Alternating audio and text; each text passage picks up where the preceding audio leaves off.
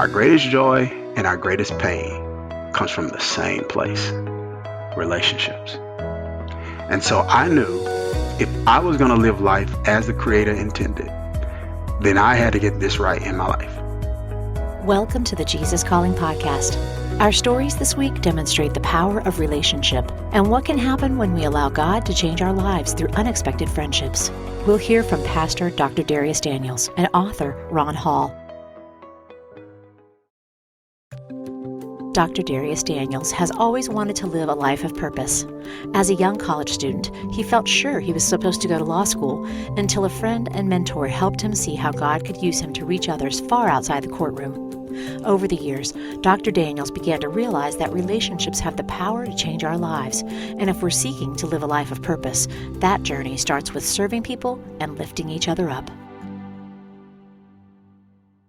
I grew up in a small town in Mississippi called Kilmichael, Mississippi. The last census, I think, pegged the town at about 630 people. No stoplights, one full-time police officer, one doctor, but it was an amazing upbringing. And I would say the size of the town made the town highly relational. It was literally, you knew the majority of people in the town. There's this proverb that says it takes a village to raise a child. And my life is really the fruit of some of the relationships that I formed early on in my life in that small town and the impact that those relationships had in my formation. I went to college with all intents and purposes of going to law school. We had to take classes on political theory. A lot of the political theorists that we were studying, some of them were actually theologians. I started sensing the call, the sense, the urge, the prompting to use my life to serve people in a different way other than the courtroom when I started seeing the impact that some of these actual political theorists had on shaping our world and shaping the way that people think.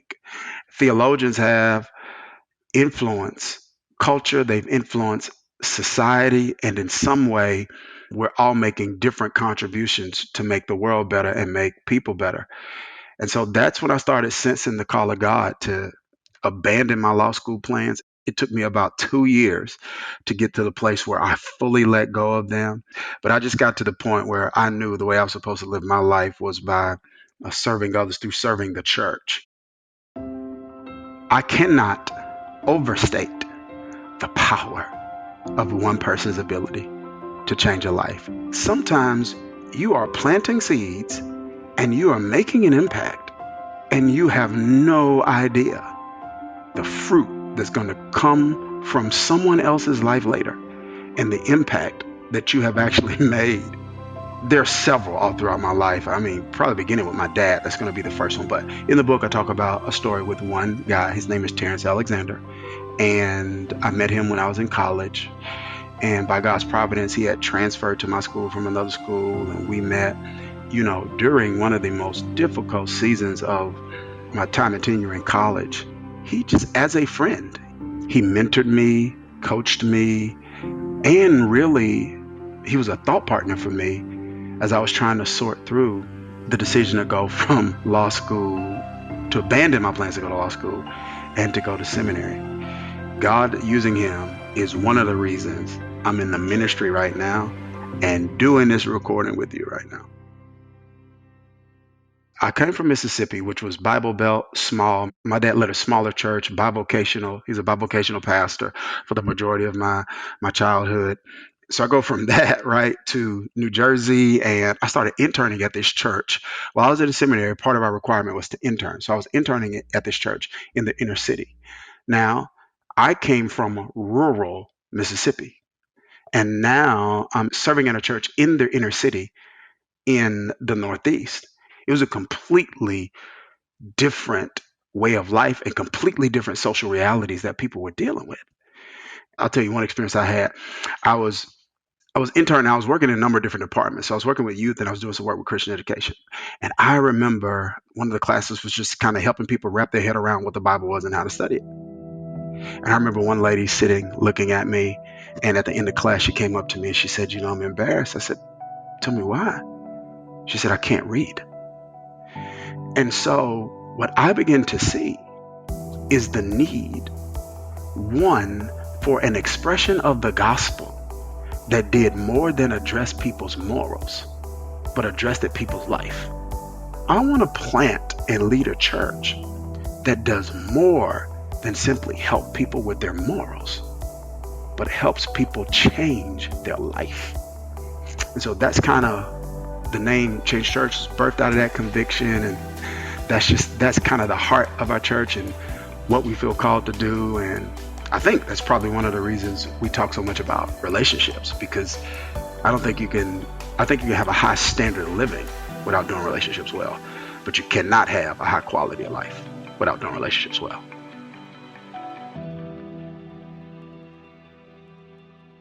Relational intelligence is the ability to define and align your relationships.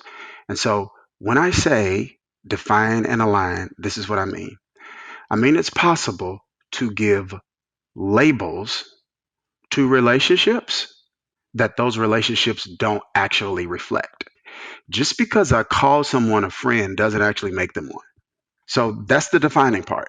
So this whole idea of aligning your relationships, it's about aligning your own personal investment, and it's about aligning your expectations so that you aren't expecting something consistently from someone who is unable or unwilling to give it. That leads to frustration.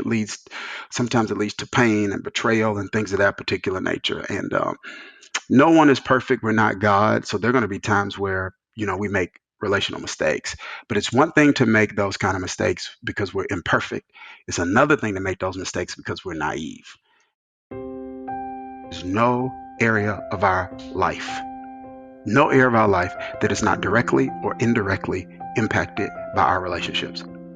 Our physical well-being, our financial well-being, our relational well-being, our spiritual well-being. And I go so far as to say in the book, which I believe, that relationships are purpose partners. That at the end of the day, purpose isn't just about the acquisition of things. Purpose is about assisting people in some way.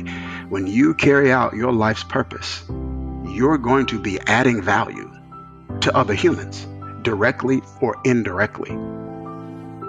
Dr. Daniels' book, Relational Intelligence, is available wherever you buy books.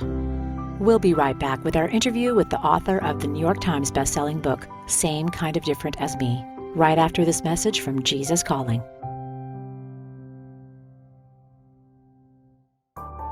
In this season, it's important to remember to help the people in our communities by shopping locally, something that's important to Jesus Calling author Sarah Young. Because as she says, I'm very grateful that there are local Christian bookstores committed to bringing the best in Christian resources to cities and towns around the world. So this week, remember to look for Jesus Calling products at your local bookstore. And if you can't get to a local bookstore near you, remember to check online at a favorite local retailer to see if shipping or curbside pickup is available.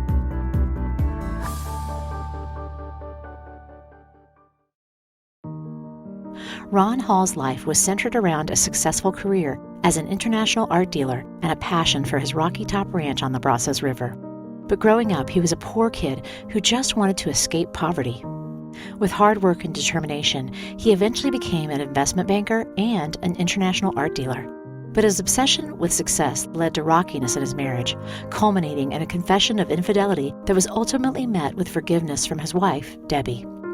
It was the power of that forgiveness that opened Ron to a series of circumstances he would have never been able to predict, and ended up in an unlikely friendship between Ron and a homeless man named Denver, who changed Ron's life and the life of an entire city.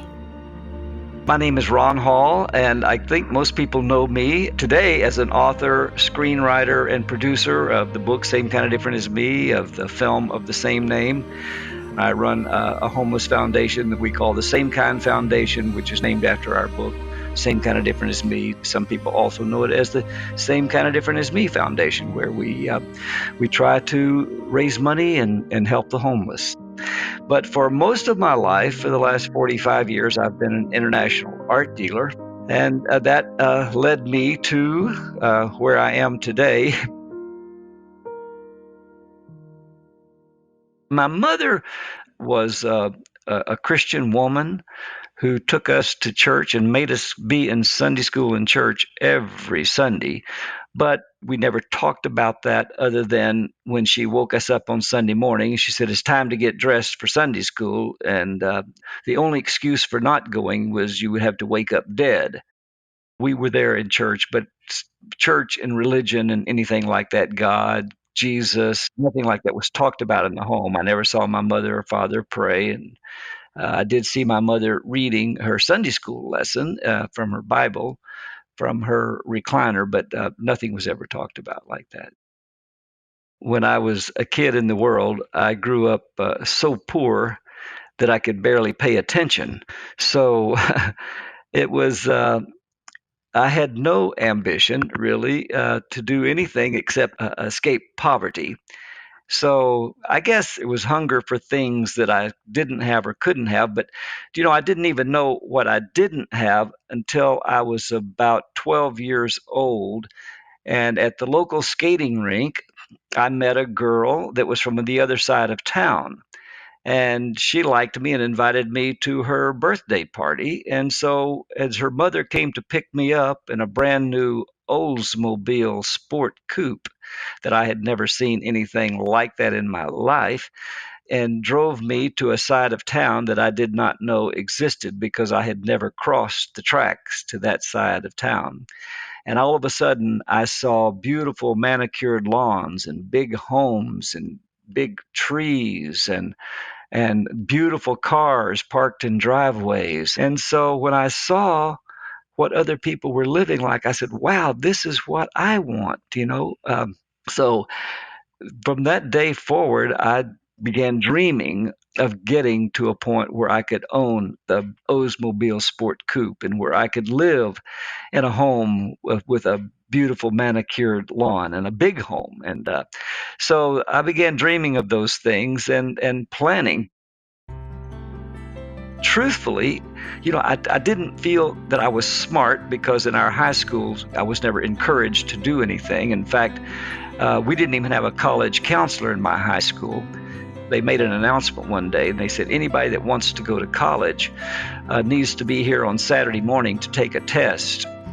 And, that's the first I knew that you had to take a test to get in college. And it was called the ACT test back then. And so I showed up that Saturday morning and took the test, and I never knew even how I did on it, but I guess I made enough to get in college. And so I went to talk to the principal, and I said, I want to go to college. Where should I go? And my principal said, well, I really only know two colleges because I went to both of them. That's East Texas State and North Texas State. So I said, well, okay, I guess I'll go to East Texas State. That sounds more interesting. So that's how I decided on college. My plan then for success was to go to TCU and marry one of those rich girls. Debbie was not a rich girl. Debbie just happened to be about the poorest girl at TCU financially, but she was rich in many other ways, and she was very rich in spirit. And God knew what He was doing when He put her into my life. So.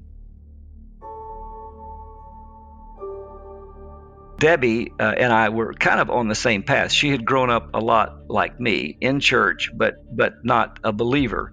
And so we started life together. We were drawn to each other. So we were all about our parties and fun, and we didn't go to church together. I never went to church with her until after we got married. I enjoyed the parties much more than the classes.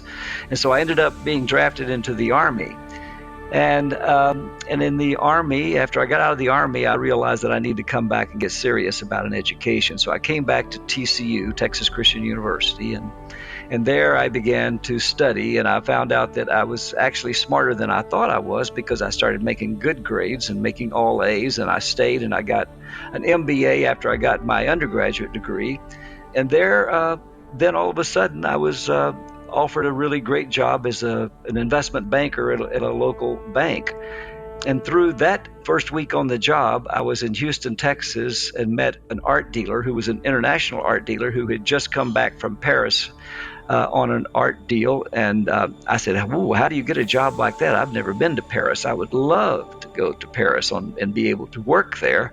And he said, well, you don't get a job like this. You just have to do it. So before that day was over, he had talked me into buying a painting that I could not afford. I wrote a hot check for it, and then I borrowed the money to cover the hot check, and then I had 90 days to sell it, and within 90 days I sold the painting and made more than I was making as a banker.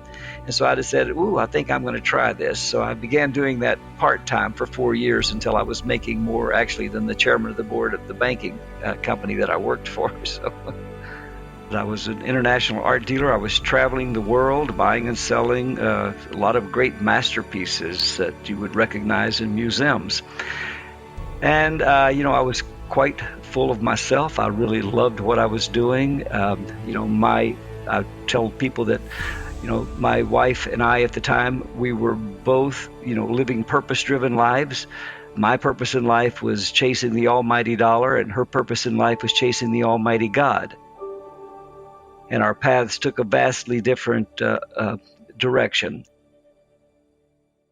I was traveling to Europe 4 and 5 times a year.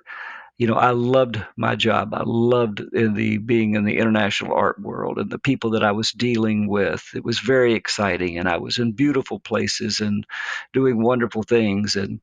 But she was very excited about her life as a believer and meeting with ladies and discipling them and being a mentor to them, their spiritual leaders.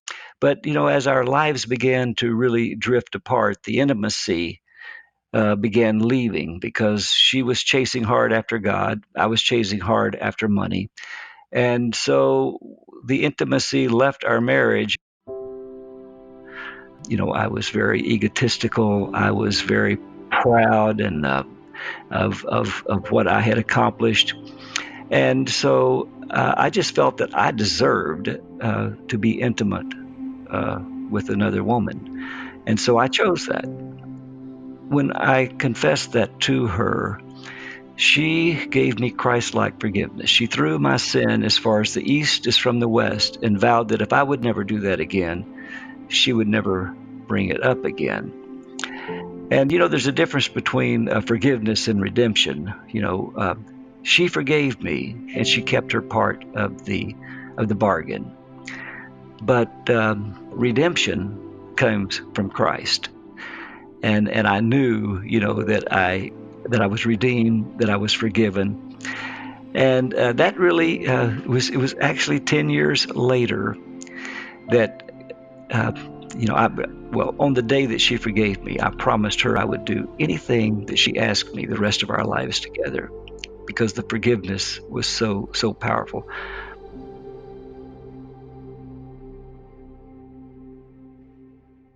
After I had violated our marriage and had experienced that forgiveness, she asked me to begin volunteering at a homeless shelter. This was going to be something, I guess, that would bring us back together. I didn't know at the time. I did it reluctantly, but we showed up at a shelter after she had a dream about a particular homeless man that would change our lives in our city.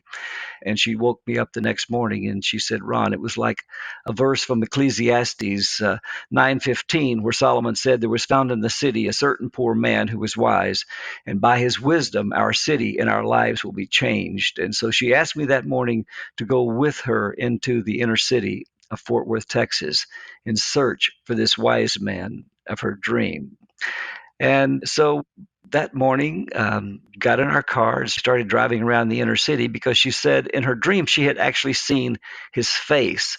And so she knew that if she saw him, she would know that her dream had actually been from God. And so we began looking for this homeless man in her dream, but we didn't see him. So we stopped later that afternoon and began volunteering at an old rundown homeless shelter in the inner city, Fort Worth. And we'd been there a couple of weeks when serving an evening meal, when all of a sudden in storms in this giant looking man wearing no shirt and no shoes and just some raggedy old unzipped breeches, and he's screaming at the top of his lungs, I'm going to kill whoever done it. I'm going to kill whoever stole my shoes. And Debbie said, "That's him." And I said, "That's who?" She said, "That's the man in my dream." And then she told me, "I believe I heard from God, Ron, that you have to be his friend and find out if my dream was real." And I said, "But honey, I was not at that meeting you had with God. And if I'm going to be friends with someone who wants to kill everybody, I think I should talk to God myself." And so that night I went home and I did have a little talk with God. And though I didn't hear an audible voice, I know he told me, he said, "Ron, for the forgiveness that Debbie and I have shown you, being friends with a homeless man is a very small price to pay." So that led me on my new path of pursuing friendship with the homeless. Well, the next morning, after I had that talk with God, and after our initial meeting, our initial encounter with Denver, where he was threatening to kill everyone, Debbie asked me to go in search of him and to see if I could get him in my car and take him to have coffee and find out about him. And she really wanted to know if her dream was real and if this was a poor wise man. And so I began pursuing him at her insistence and for her and for God. And so for the next 5 months, almost daily, before I would go to my art gallery or go to my job, or if I was in town in the city, I would drive into the inner city almost every morning in search of this wise man of her dream. And it took me 5 months to finally get him in my car. And we go to breakfast one morning, and he says, "So what is it that you want from me?" And I said, "Hey, man, I just want to be your friend." He said, "Well, I've had no peace in my life since you and your wife showed up on the streets of Fort Worth." He said, "Can't you get control of your woman?" He said, "Y'all are driving me crazy." And I said, "Well, no, as a matter of fact, I can't get control of my woman because she's on a mission from God that we have to be your friends. And so she's told me that I have to be your friend, and so I want to be your friend." And he looked at me with this incredulous look, and he said, "Well, you want to be my friend?" And I said, "That's it, straight up, man. There's no other reason for me to be here." But that was really a lie. I was wanting to be his friend because Debbie was asking me to be his friend. I was just so incredulous. I thought, "Hey, buddy, you just looked a gift horse in the mouth." That's an old Texas expression, So you just looked a gift horse in the mouth. You don't know who you're talking to and what I can do for you, because after all, you are the man of my wife's dream. And if she wants you to have some new shoes and new clothes, I can do that for you. I can get you a new car. I can even get you an apartment or a house. I have the ability and the financial resources to do all of those things for you. And truthfully, you have nothing to offer me. And so you just better behave yourself and be nice. So if you want any of these things that I can do for you. That was the arrogant person in me, thinking that he had absolutely nothing to offer me in a friendship, and that I would be his benefactor if he cleaned up and behaved himself. He lived by a dumpster in the inner city of Fort Worth, and he was known as Suicide on the streets because they said messing with him was the equivalent to committing suicide. And he always carried a baseball bat, and that was his form of protection. And he didn't, nobody messed with him, and really nobody knew his name because he didn't tell anybody his name. And that morning at breakfast, I asked him, I said, "What is your name?" And I said, "I know it's not Suicide." And he said, "Well, it ain't none of your business." And I said, "Well, in case you're wondering, my name is Ron Hall." And he thought about it a second, and he looked at me and he said, "Okay, my name's Denver." And so that's how we got started. And so it was the next day after that meeting, I went to see him at his dumpster, and I took a seat on the curb next to him at a stinking dumpster, and he was dressed in ragged clothes. And I took a seat on what I eventually called the classroom of the University of Denver. He was staring into my eyes and wasn't saying anything, and he was scaring the living daylights out of me because I still believed a man named Suicide, he was dangerous and he was crazy, I thought. And I thought maybe my mind was really so warped about this that I thought that maybe the man of Debbie's dream had been sent by God to kill me as my punishment for being unfaithful 10 years earlier, because it made no sense to me why I had to be friends with a crazy man known as suicide. And so when he didn't say anything, I took a seat on the curb and he didn't say anything to me. He just started staring into my eyes with this laser beam, drill bit like stare that was just cutting right into my heart and soul. And I was scared. I began shaking. So the only thing I could do to break the silence of the moment was ask him a question. And I said, "Hey, what's it like to be homeless?" I guess it must have caught him off guard because he thought about it a second. He said, "Are you one of them Christians?"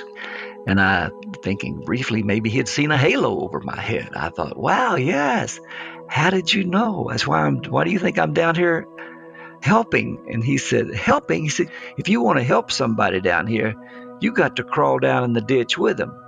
And when they're strong enough to crawl out on your back, then you helped them. But other than that, you just blessing them. And we appreciate your blessings and thank you for that. God is checking you out to see what kind of person you really are. He said, because most of you folks, y'all look at the homeless as a problem. He said, but through God's eyes, he sees us as an opportunity for the faithful to show the love of Christ, because we're all homeless, just working our way home. And I thought, wow, what a brilliant man, what insight, what wisdom he had. And my mind flashed back to Debbie's dream of this poor man who was wise. And I knew that I had just a moment to make up my mind. If I ever heard from God in my life, it was at that moment. And I know he told me to take a chance and be his friend. And at that moment, God rewrote the story of my life and repainted the canvas of what the rest of my life would look like. As Ron and Denver's relationship began to solidify, Ron received some tough news. His wife, Debbie, was diagnosed with terminal cancer. Denver became their prayer warrior during the months that followed. Ron shares the heartbreak of his wife's passing and the impact this man, who he once thought had nothing to offer as a friend, became a lifeline as he watched his wife slip away. On the last day of her life, he came to the house like he had done, the man that I thought had nothing to offer us. For the 19 months that she suffered with her cancer, he would show up at our doorstep every morning or at the hospital with a fresh, relevant message that he had gleaned from hours on his knees at night by his dumpster. He stayed up all night long for those 19 months, praying and interceding for us. And he would bring us these messages, and not once was he ever wrong. But on the last day of her life, he came to tell us that this was it. That God was going to take her home. And so he wanted a few minutes with her. So he wanted it alone, but he went in and he kneeled beside her bed and he said, Miss Debbie, I was talking to God last night and he told me the only reason you've been hanging on so long is because you don't know who's going to take care of the homeless when you pass. He said, but God told me, he said, Denver, you go tell Miss Debbie to lay down her torch and you pick it up, Denver, and you carry it for the rest of your life. And he said, so that's what I'm going to do, Miss Debbie. So she asked him if he would speak at her funeral and share another dream that she had and vision for a new homeless mission in Fort Worth. And when they got through talking, he kneeled beside her bed. And a man who was 16 years old at one time and had been roped and dragged by the Ku Klux Klan for helping a white woman change a flat tire. And the Klan had made him promise he would never again speak to a white woman. And he had kept that promise for more than 50 years. He kneeled beside her bed. He kissed her on the forehead and told her, Miss Debbie, I'll see you on the other side and I'll carry your torch.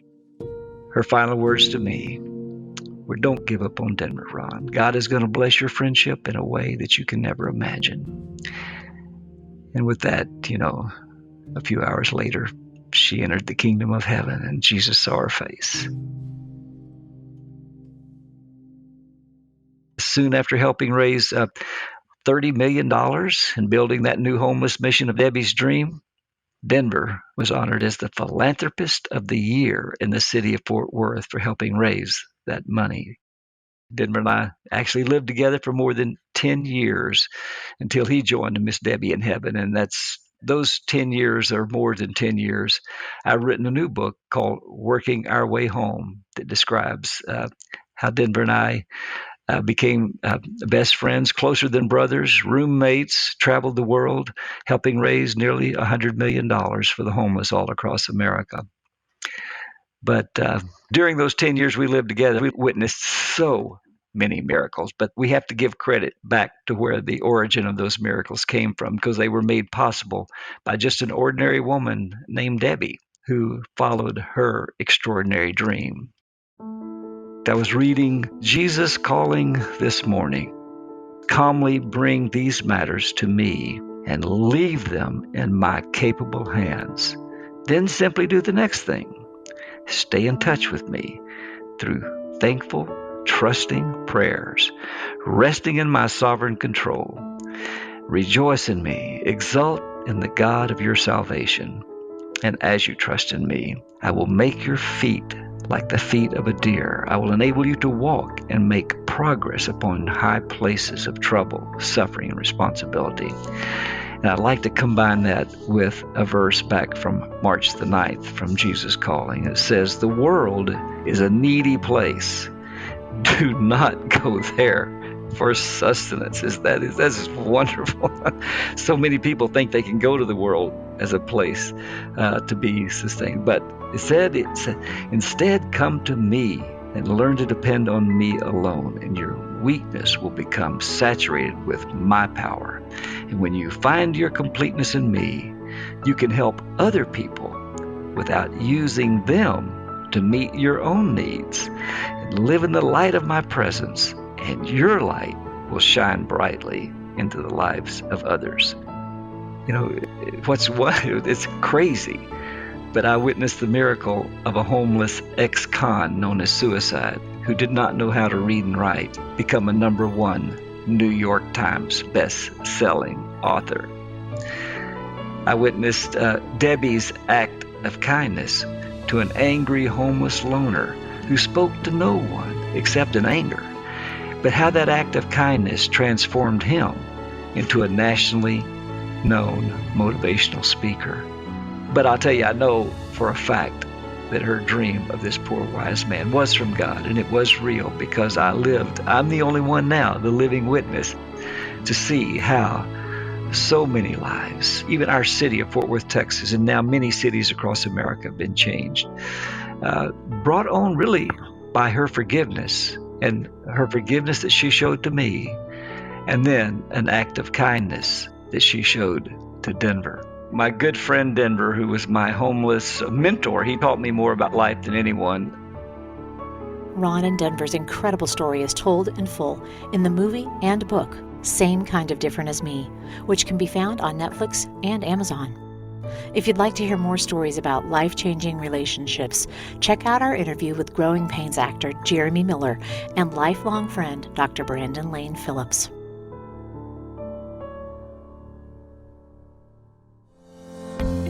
Next time on the Jesus Calling podcast, we speak with motivational speaker and best-selling author Dr. Rick Rigsby. Dr. Rigsby is a master communicator whose stories inspire people all over the world with truths from the wisest man he ever met, his father. I go all over the world and tell business people, that which you emulate will be that which you replicate. It comes from a third-grade dropout who said, son, you'd rather be an hour early than a minute late. You know what he was really saying to me is how you do anything is how you do everything. That it's never wrong to do the right thing. If you tell somebody you're going to get there at 5, get there at 4. Be ready to work. That sticks with me to this day. I'm 63 years old. I cannot in any circumstance be late, or I'll hear my Father's voice.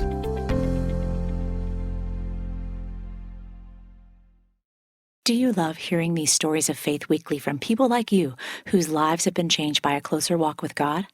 Then be sure to subscribe to the Jesus Calling Stories of Faith podcast on iTunes, Stitcher, or wherever you listen to your podcasts. If you like what you're hearing, leave us a review so that we can reach others with these inspirational stories. And you can also see these interviews on video as part of our original web series, with a new interview premiering every other Sunday on Facebook Live. Find previously broadcast interviews on our YouTube channel, on IGTV, or on JesusCalling.com/video.